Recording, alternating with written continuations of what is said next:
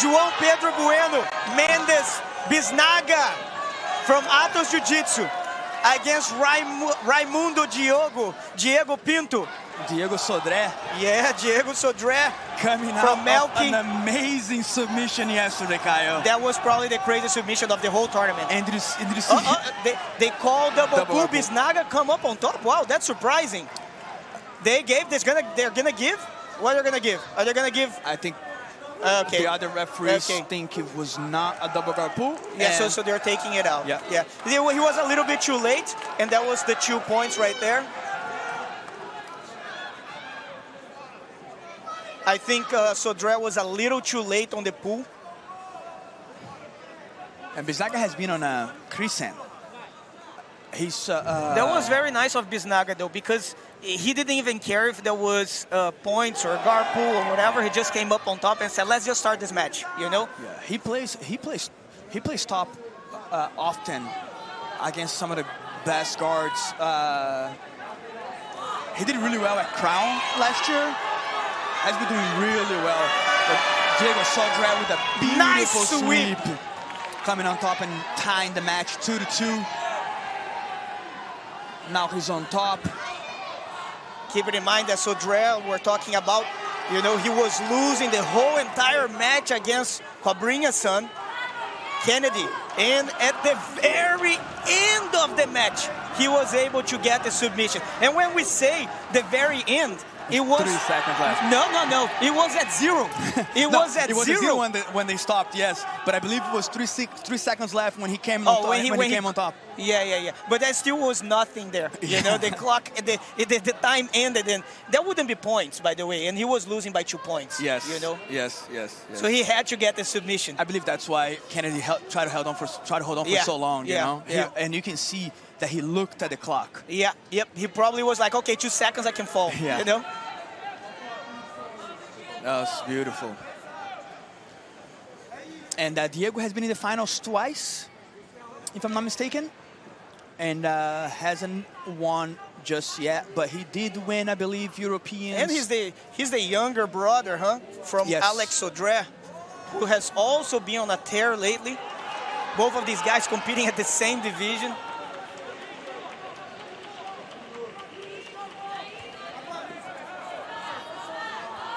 Nice try, nice guard pass.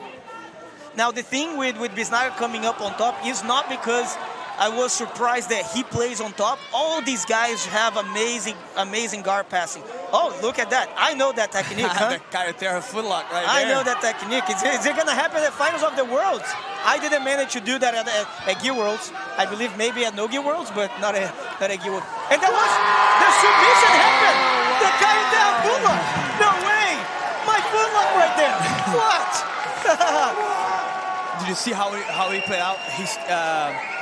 Diego tried to turn in for his foot to try to get off an angle, but I believe his knee popped. Bom, meus amigos, agora ajeitem-se no sofá, porque o bicho vai pegar. É nitroglicerina pura, de um lado Mica Galvão, do outro lado Roberto Jimenez, valendo R$100 mil. Grande final desse GP, primeiro no-gi da história do BJJ Stars. Aí são 2 fios desencapados, hein? Em rota de colisão, e agora o negócio vai ficar sério demais.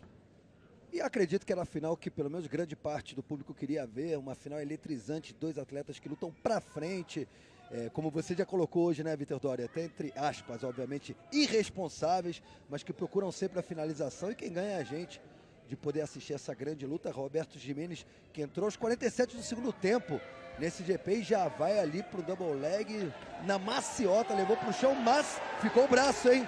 Não bateu. Vixe Maria, Gabriel Baby.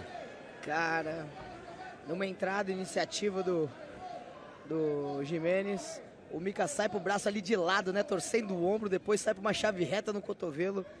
Ele é diferenciado. E deu uma, tava ali, deu uma estaladinha. Aquele Mirlock, né, que o Frank Mir fazia muito. Perfeito. No UFC. E o Mika tem essa posição assim muito afinada.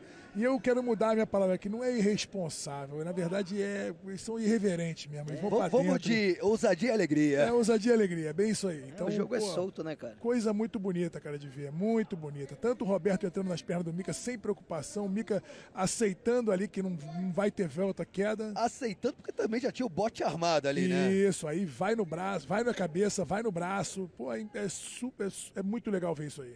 Muito legal. Lembrando que nesse momento não há pontuação. Positivo, Gabriel Baby? Exato, positivo, né? É a final, mas a regra ela se mantém igual à da eliminatória. Pode se chamar na guarda a qualquer momento, mesmo depois quando estiverem valendo pontos, e a pontuação positiva ela só vai entrar depois do 3º minuto e meio final. Dois dos lutadores mais empolgantes da atualidade se enfrentando aqui nessa edição número 15 do BJJ Stars. Mika ganhou o braço. Opa! Que pressão, hein? Meu Deus! Armlock. Nossa senhora! Envergou o braço ali, hein? Meu Deus do céu, bicho. Ele não deixou. Mas não desiste o Robert Jimenez. Não bateu. Vai tomar de novo. De mais uma.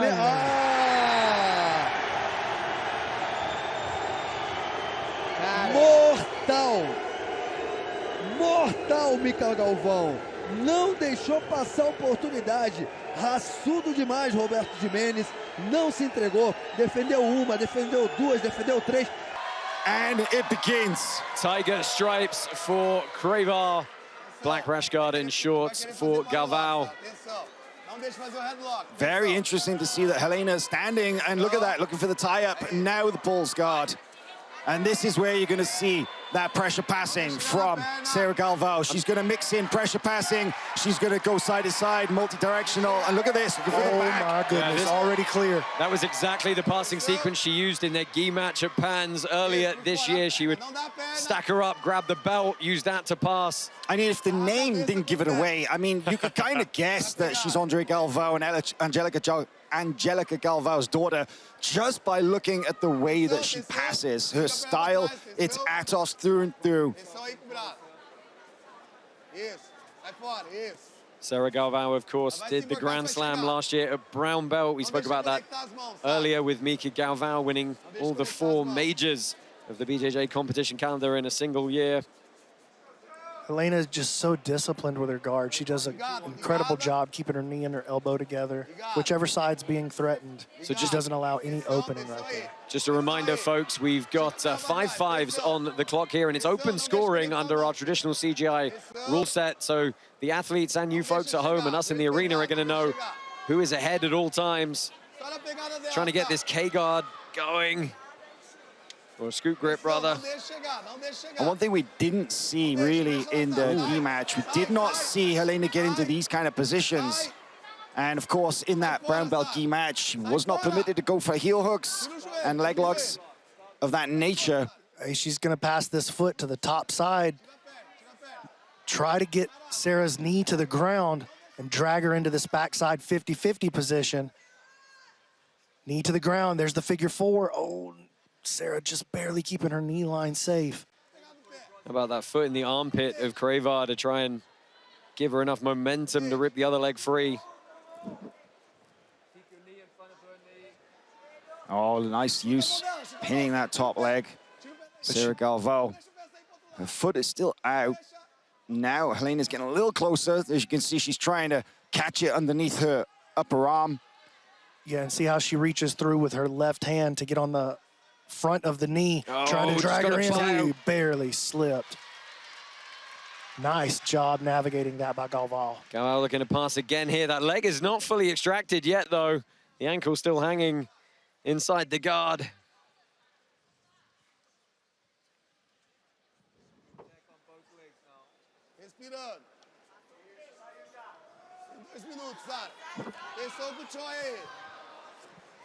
Sarah's clear now, and she resets her passing. Turns her again. Helena just keeps barely saving that position.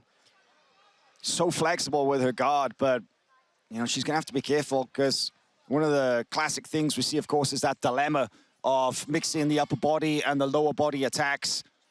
But Helena's been kind of very focused on the lower body. There it is, looking for the triangle stroke arm. Lost all program audio.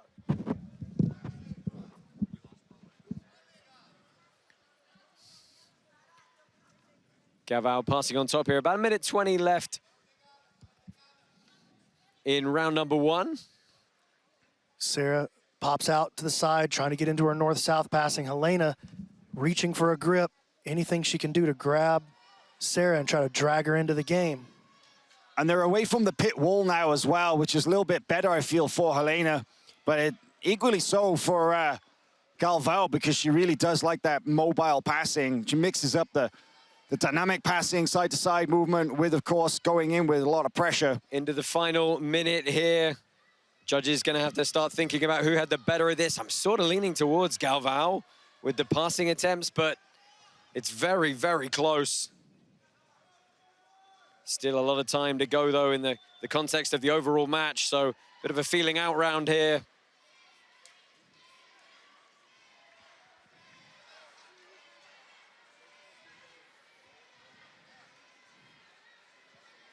You see Helena as well, she doesn't extend too much from bottom, you know? She's not chasing after Galvão, and that's smart.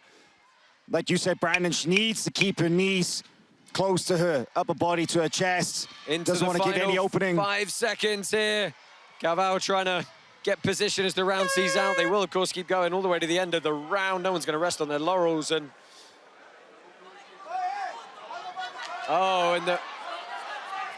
we've had a clock malfunction here.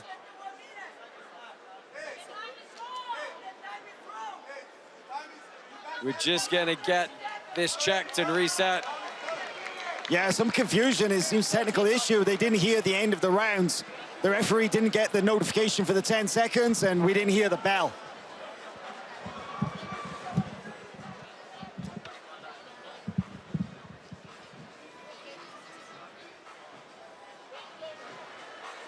Well, Helena pacing backwards and forwards. A good first round. Which way do you guys see that opening 5-minute period? Probably not going to be surprised to hear. I would have to lean towards Galvão on that one. I mean, she was able to turn her over to that turtle successfully one time. Helena recovered very well, very quickly, and then she almost got through a couple of more times. Felt like she was the one pushing the pace on it, so I got to give it to Galvão. Yeah, I'm inclined to agree. Brandon, I think she was doing the better of staying on top, working the entries, being the one to initiate most of the action. An anxious moment defending that leg earlier, though, but she was never really in any danger. Exactly. Early submission setup, but no actual attack. So just making sure our brief technical difficulties are wrapped up as we get the clock reset here. Don't forget you can follow along with all the tournament action on the SmoothComp app. Download it on iOS and Android now.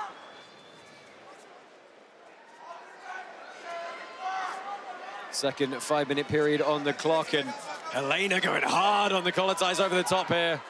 Don't see that very often. That's definitely a change in tactic. But look at this throw attempt from Galvão, ends up with her on bottom. She lost the grip of the upper body as the leg came across for that huge harai. Pinning Helena's knee in with her own legs and now switching off to a leg attack. Helena with good top pressure. First time we've seen this from Galvão in this match. I mean, she had a taste of everything yesterday in her match with Ana Carolina Vieira. They were up, down, around. And she definitely has a bottom game. Yeah, let's remember this position. Oh, leg attack. Helena Creva sits up and big hand on the face to push her away. Sarah keeps her composure, finds herself back in the top position, though. Really nice job by Sarah. We saw that tactic from Helena Creva yesterday. She would briefly sit back on footlocks and then pop back up, but on this occasion, it's cost her the top position. But she wasn't able to hang on to the ankle locks yesterday against Adele. You know, she would kind of snag, just catch the foot briefly, like she did there against Sarah. Oh, watch out! Trying to snatch the triangle as Galvão looked to work her way around the outside. And this is the key thing that Sarah Galvão really needs to be careful of, is that the famous dilemma between the upper and the lower body. When you're thinking about defending the lower body, the attack comes on the upper body and you kick out and reset. You got to remember, under the CGI rule set, it's the initiation of action that takes precedence for the judges. Obviously, the effectiveness counts as well, but if Galvao's the one who pushes forward and it's defensive movements in guard from Helena Cravar only, if she's not coming forward and making active grips first, then that may count against her.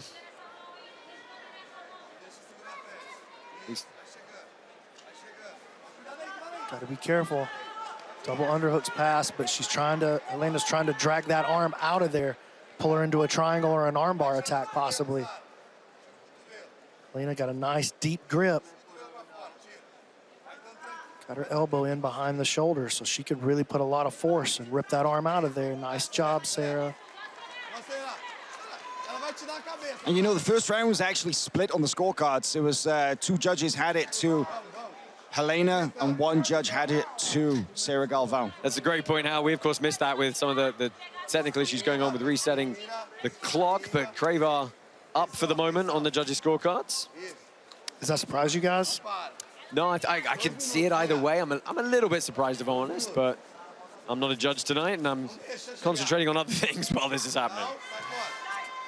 Yeah, it was close. I don't think there was a, you know, obviously it was 2 judges scored it one way and 1 judge scored it another, so it wasn't like it was a clear-cut decision for that first round. Just like this second round, it's hard to call.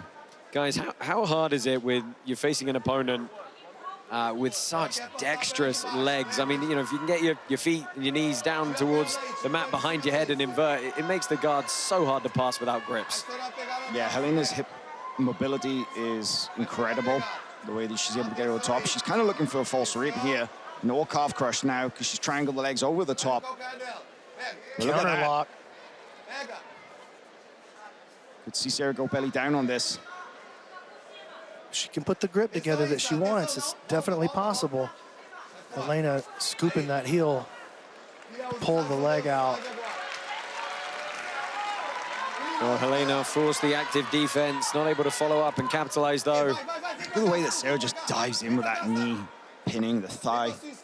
The pressure is incredible. Helena's just so tricky, though. Galvao starting to try and rough her up a little bit here. Yeah, stylistically, they're so different. And, you know, this is the second time they've faced off. I can just see this match happening again and again and again over the years. In every tournament you imagine, we'll probably see it in the gi again. We'll see it no gi again. We may see it IBJJF World, ADCC World, who knows? So close guard now for Helena Cravar. First time we've seen it tonight. She climbs that guard nice and high. She's looking for a dead orchard. She is. Yeah, that's a 10 seconds armbar. left. It's both arms inside with a triangle. This is why that hip flexibility comes into play. Oh, she's locked her up good and tight here, but time is going to expire. Not a chance to see how that position plays out. That was interesting. Very.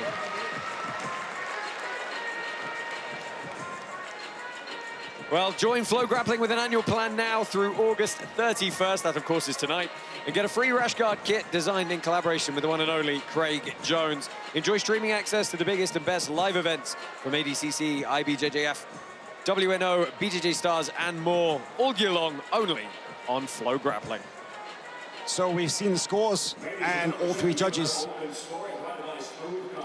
Well, there they are, all 3 judges, as you were about to say, Hal, going the way of Helena Cravar. What do you feel about that? Yeah, fair for that round, for sure. So Sarah Galvao knows she's in a little bit of a deficit now.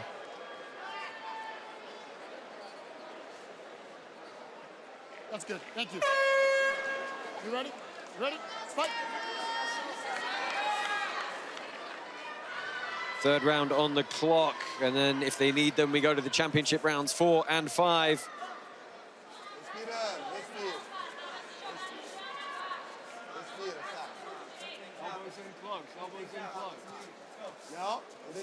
Still a bit of a height advantage for Cravar, and she's managed to kind of break the posture and snag front head, but she's going to pull through the guard again. Sarah did a great job on that guard pull of making sure her left knee got up the middle. Stop Helena from locking her up in there. Não deixe se conectar as mãos, Sara. Não deixe. Não. Sai. Triangle. Sai. Oh, she rips out. And a funky position now. Yeah, let's see what she can do from here. Very odd position indeed. Cravar's really monitoring that offside foot. She doesn't want Galvão to connect the legs here. And Galvão does not want her to sit up forward. Sobe emborcando, filha. Sobe emborcando. Oh, she's going to turn it into a stack, yeah. Double understack pass here. She's trying to get a lot of pressure on the neck of Cravar. Got her to turn. Got to watch those hips dropping back down now. Much better position. Best spot she's found herself in so far. And Cravar almost able to worm her way back to guard. She's got to try once more. It's nice work from Sarah. And now look at that slice left knee in behind the arm. Oh, Galvão not able to secure the arm. Cravar saw it coming. She's chasing. Great recovery from Helena Cravar right there. Yeah, and immediately in on an attack of her own. Well, Helena was waiting on the back chase, and so as soon as she traded from front headlock out to the back attack, that was the space that Cravar needed. She's got an ankle lock grip here. She doesn't have the leg entanglement to really finish it, but that's a good bite. You don't really need it she's anymore. Looking for it. You don't really need it anymore, man. That's new ankle lock technology sweeping the nation, dude. You get that butterfly hook in on the back of the knee, which is exactly the position she's got here. She's got the left foot stomping. She can get the grip she wants, and most importantly, the depth of the bite. Or really, I guess maybe you could even think of it, the shallowness of the bite. Exactly. And she gets the tap. Helena Cravar wins $100,000 and submits Sarah Galvão. Aoki lock in the third round for the $100,000. Helena Cravar with the submission. Incredible. Yeah, what a performance from Helena Cravar. She was ahead on the judges' scorecards. Anyway, she kept going to the well on the leg entanglements. And eventually it paid dividends. Here's a look back at the finish, and she just got the extension. You said it, Brandon. You get that bite, that shallow bite. It's all over. Look at the turn on it as well. And she didn't end up having the butterfly hook in, interestingly. Yeah, the rotation, a lot of breaking pressure through the ankle and the knee on that lock. Yeah, as you said, the heel popping out slightly at the end. Boa luta, guerreiros. Muito bem, vamos para a primeira semifinal do GP no Guia até 70 quilos. Semifinal com cara de final, meus amigos.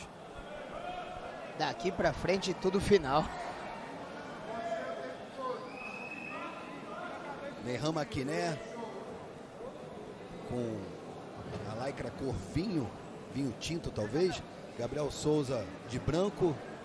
Ali teve um dedo no olho, obviamente não intencional, então vai ter um tempinho aí para se recuperar, mas segue a luta normalmente.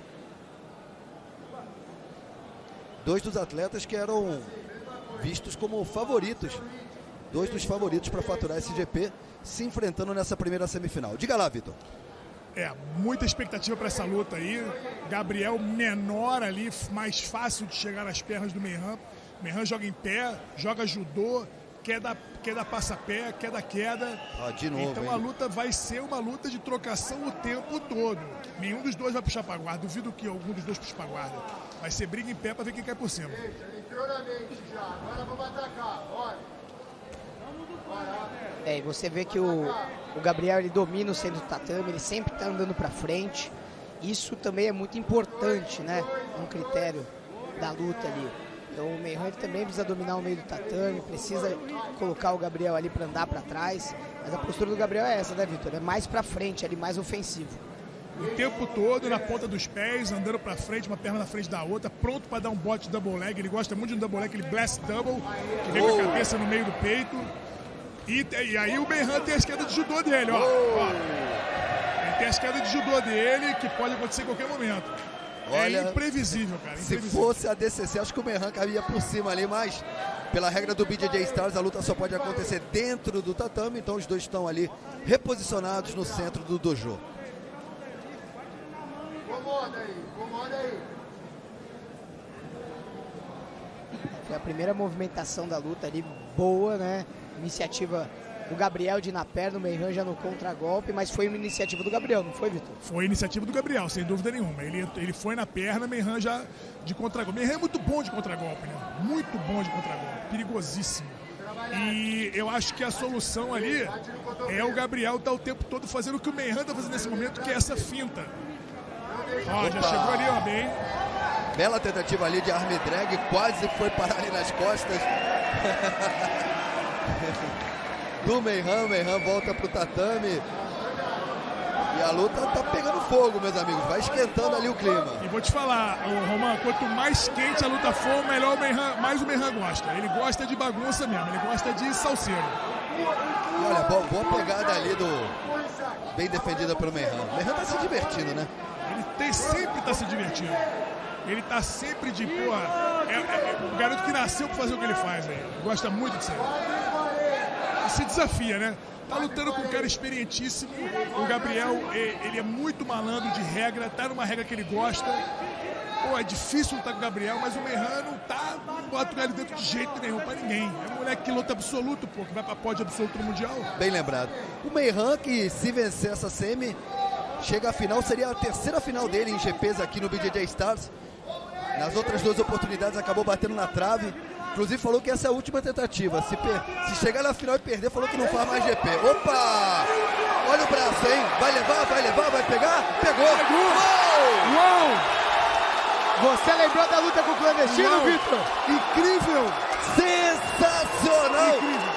Meihan Maquiné consegue o armlock. Espetacular! Misericórdia! É muito talento.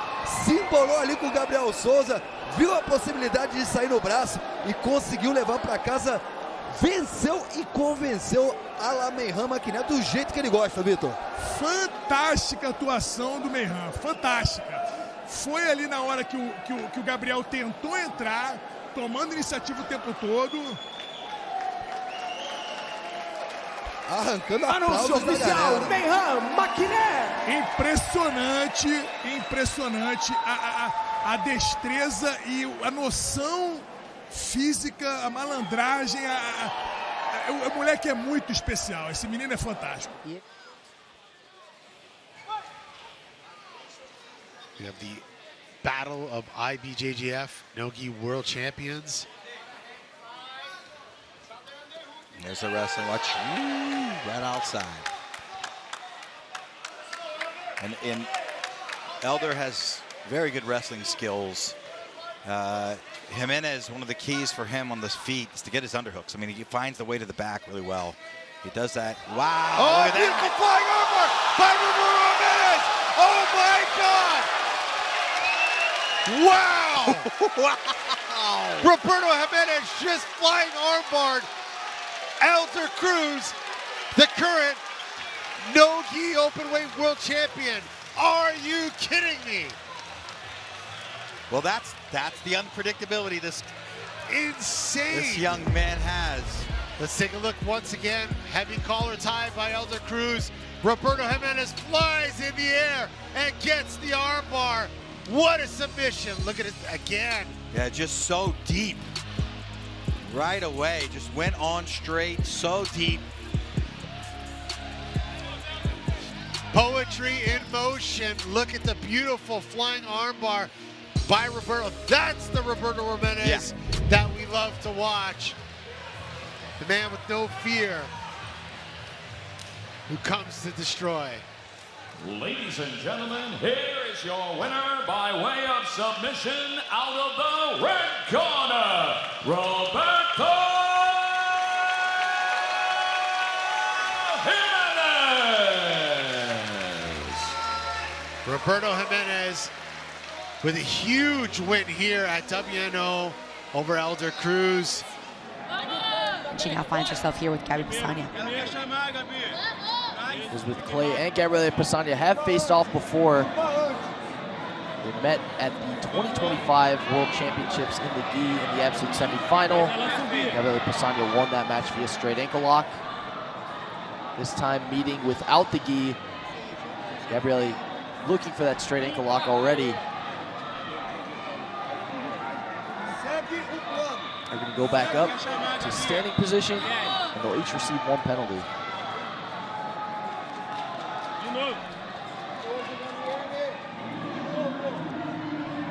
Resetting here on the feet. I wouldn't be surprised. I was going to say if we see another double pull.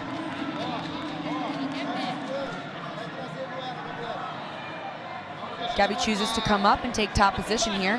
Like, I think there's a false reap entry coming from Liz Clay, if I'm not mistaken. Just going to invert. Yep. Enters into the legs with the false reap. Gabby's knee has been freed. She freed her knee line here, but Liz had knocked her down. Crossface came in there from Gabby Pisania that kind of reset the position, and now Gabby was looking to be on a footlock on her own. Gabby's looking for an inside heel hook. Looks like Liz has come up to score 2 points here in top 50-50. Oh, and she's going in on the heel there. She has a tight attack on the leg here of Gabby Pisania. Gabby's rolling out. They're going to go out of bounds here, and if they go out of bounds with the submission intact, that's going to be 2 points for Liz. Wow. 2 points for Elizabeth Clay. Big moment there in this match. 2 points on the board for Liz Clay with that heel hook. So she is now up by 4, scored with a sweep, and then got 2 points as they rolled out of bounds as she had the heel hook in place. Another double pull here. It looked really tight. Gabrielle didn't really show much on her face. Does she ever, though, to be fair? Gabby never looks in danger, okay? Gabby is one of the most composed competitors I've ever watched, but it is funny because Liz is also the same. They both got some similarities there in their dominance and their composure. Another penalty is going to be coming on the board here for this double guard pull with without someone coming up on top. A penalty and an advantage awarded apiece.